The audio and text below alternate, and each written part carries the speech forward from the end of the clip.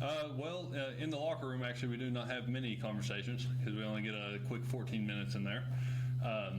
But no, we have had a lot of conversations about just holding ourselves accountable, and we know that Coach Starman's still fighting for his life, and that's still a big motivation in us every single day. A lot rides on the season for a lot of guys, and even to have a season, we're very blessed. So, we go out there and we want to attack it every single day and just, act still like tomorrow's our last play that we're going to have, because it very well might be. And, if this season were to end, like, there's a lot of guys that would never be able to dress up in Kentucky blue again. And, we have to go out there and take it as a pride thing, be able to work together and just knock all this rust off since we didn't have a spring practice, and be able to get back to it, be that real strong, united offensive line that you all have seen for years and years. And it's definitely been difficult, definitely had, every difficulty that you can think of with all this time. But I definitely think that we're able to now start getting that relationship back, be able to start talking, be able to start making fun of each other again, and get real close and be able to focus on football. Mark, sorry. Hey, you mentioned, guys, last chance in where Kentucky Blue, you and Drake came in together, and you guys came here when you had a lot of chances to go elsewhere with the idea of leaving the program in better shape. Against an all-SEC schedule, how big a chance is this for you guys to really show how much you've changed this program? It's definitely a huge chance, and, this is any kid's dream. It's any kid's dream to play Division I ball, period. But especially being able to do a 10-game SEC season, you want to go against the best of the best. You want to, iron sharpens iron. You want to go against the cream of the crop, and you want to prove that you're the best. You want to, if they say somebody's better, you want to prove that you all are better. So this is absolutely amazing. This is what people dream of. I'm going to be able to play teams again that I would have never had the chance to play again. Like, we're going down to Alabama and play them. I played them my freshman year when I first got in, so I get a little bit of a redemption game compared to how I was when I was a freshman.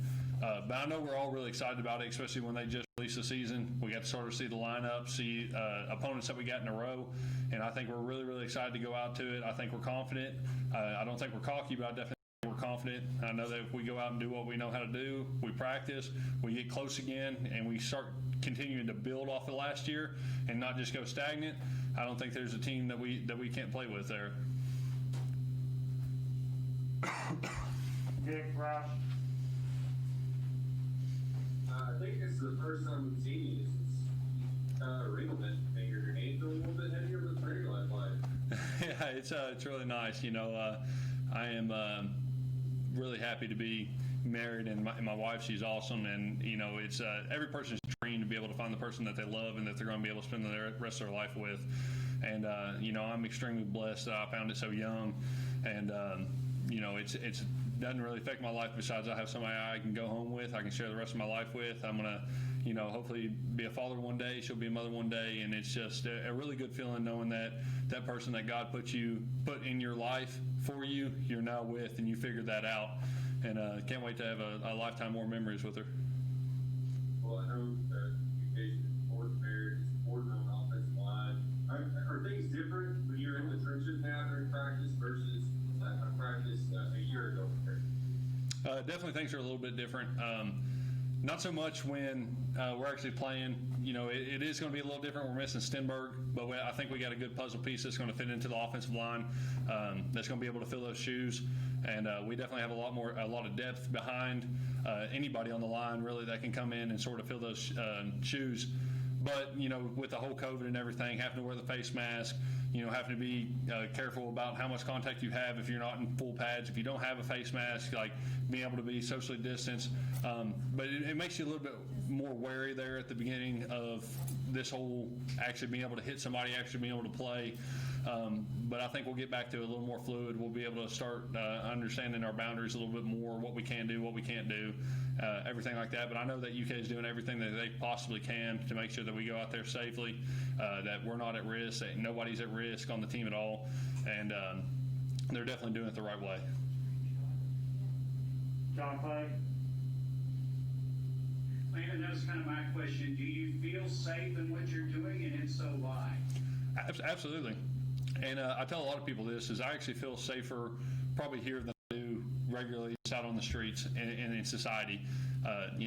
Here they check our temperature every day. We do questionnaires every day, that we get tested so many times, that everything's clean, everything's sanitized. They make sure that we're 6 foot apart. We make sure that we have our mask up, even if we, for someone for a minute is just lax and just keeps it down, like they come around and tell us to put our mask up. This is one of the safest places that we can be, and that's what I want a bunch of people to understand, is that, especially if you're against us, playing football right now, that this is literally probably some of the best places that these athletes can be. It's safe, it's sanitary, like it's probably the lowest risk out of anywhere that we could be when it comes to COVID. All right, does anybody else have a question? I don't have any, see any other hands up. Okay. Yeah, Landon, I wonder if last week, especially when the Big Ten and Pac-12 dropped out and there was some uncertainty, and it looked like at one point that everybody was going to cancel the season, what was that like? How was that playing through your mind? And was there a point you thought maybe you wouldn't have the season as of last week?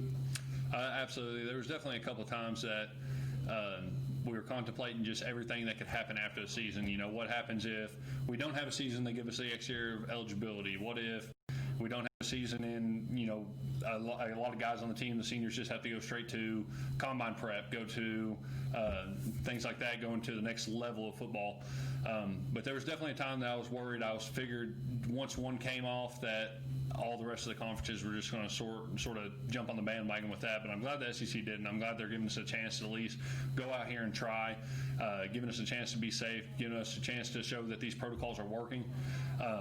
But that's still something in the back of all of our heads, especially the seniors, especially the older guys that have been here for 5 years. This is our last chance to suit up in Kentucky blue and go out and represent this state. And this is a big year for us.